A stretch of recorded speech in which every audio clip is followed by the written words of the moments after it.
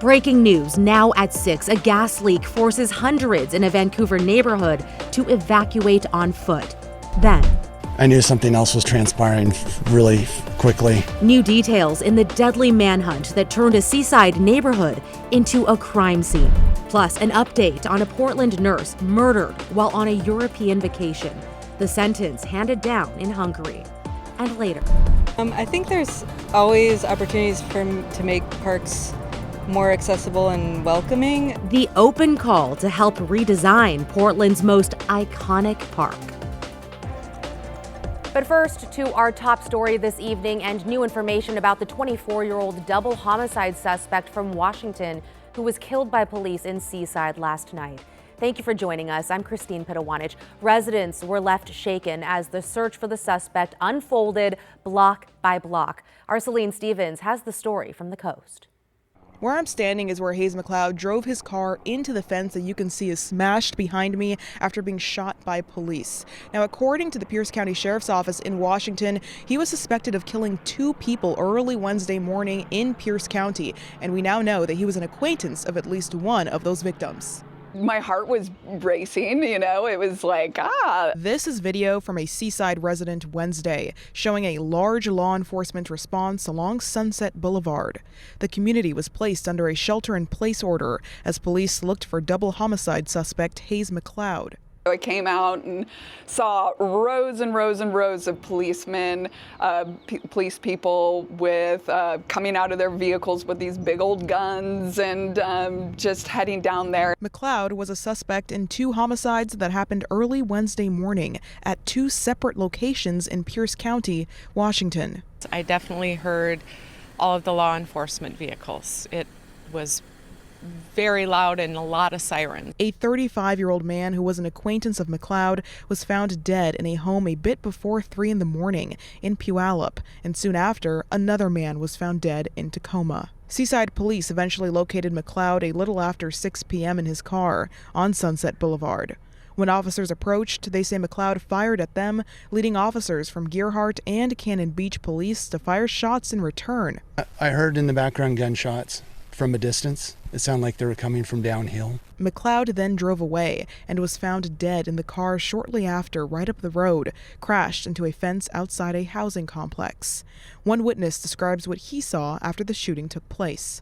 When I saw that vehicle racing up the hill here towards the property and me, because I wasn't far away, I knew something else was transpiring really quickly. I thought he would go through my open gates, but he veered to the left and missed my gate and hit part of the fence line on the corner of the property. No one else was injured. First instinct was get the heck out of the way and go somewhere else and let people know around me that what's happening. And I was just praying for safety for everyone. One neighbor I spoke with off camera told me he heard around 20 to 30 shots when all this took place. Now, those involved officers will be placed on administrative leave, and the Oregon State Police are investigating. In Seaside, Celine Stevens, KGW News. And to an update now on the breaking news we've been covering out of Vancouver. Evacuations have been lifted and people cleared to return home after a gas leak this afternoon. Officials tell us a construction crew hit a natural gas line near Northeast 72nd Street and 94th Avenue around 1:30. The leak forced evacuations and people had to leave the area on foot. Crews shut off power as a precaution.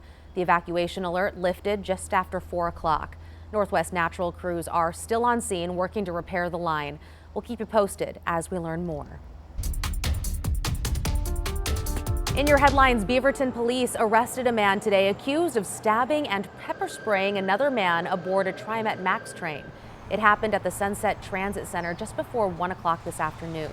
Officers responded after a westbound Max train stopped when 2 men started fighting. Police arrested the suspect, Jesus Verduzco, and the stabbing victim was taken to the hospital. They're expected to survive. Portland police, meantime, are leading a death investigation after a body was found in the Willamette River this morning. It was discovered on the east bank just before 9 a.m. near Daimler Truck. The sheriff's office says the body was in shallow water that couldn't be reached by boat, so police recovered it from land. The medical examiner is now working to identify the person and figure out how they died. Gresham police have reopened an investigation into the death of a woman who died more than 3 decades ago. Officers found 45-year-old Astrid Bridges dead inside her home back in July of 1993. Now, at the time, the medical examiner ruled her death accidental, but after re-examining the evidence and her injuries, the medical examiner has reclassified her death as a homicide. Detectives are now asking anyone with information to come forward. And we also just spoke to neighbors who remember the victim well. You'll hear from them tonight on KGW News at 11. Guests at the Enchanted Forest theme park were forced to leave earlier today after a reported bomb threat. The Enchanted Forest is a popular family theme park in Turner, which is just south of Salem. The Marion County Sheriff's Office says deputies responded around 11:30 this morning and evacuated the park as a precaution. Oregon State Police also responded to help search the park, but did not find anything suspicious. And a heads up for Max riders out there. Today, a major project got underway at the Tillicum Crossing. Crews will be making improvements to parts of the bridge deck, deep cleaning the tracks and removing debris. The work will disrupt Max Orange Line service, though shuttle buses will be running between Portland State and Southeast. There may also be times when the bridge is closed to cyclists and pedestrians. Matt?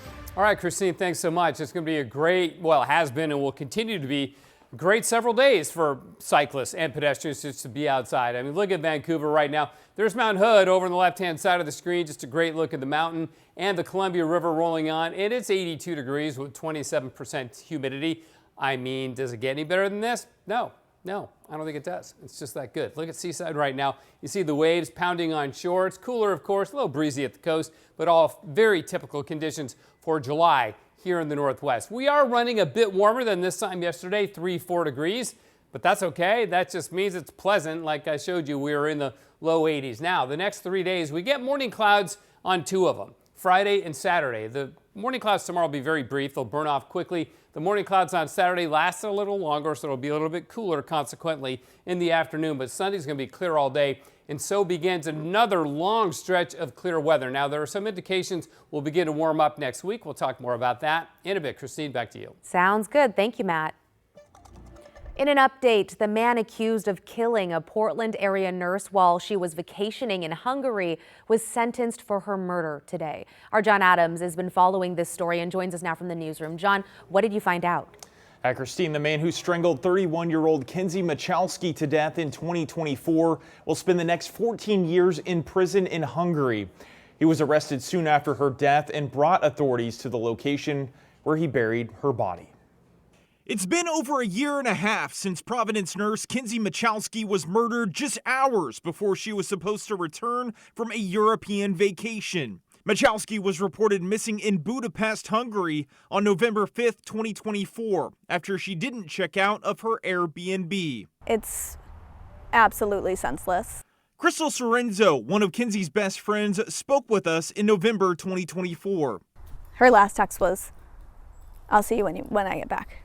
And I was like, "Yay, okay." But that reunion never happened. Hungarian authorities arrested a 37-year-old Irish citizen 2 days after Kenzie went missing. According to police, Michalski met the man at a nightclub and they left together to his rented apartment.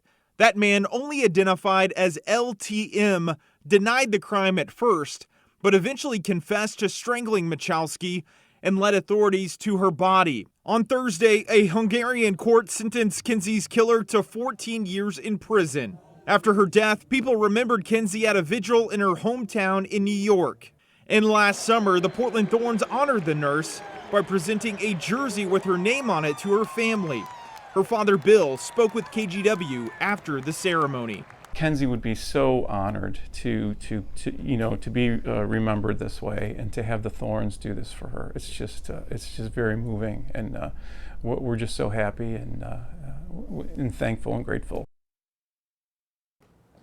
Michalski's killer, again only identified by the initials LTM, will receive credit for the year and a half he has already served in prison and will be deported from Hungary after his sentence is over. Christine. John Adams with that update. Thank you, John.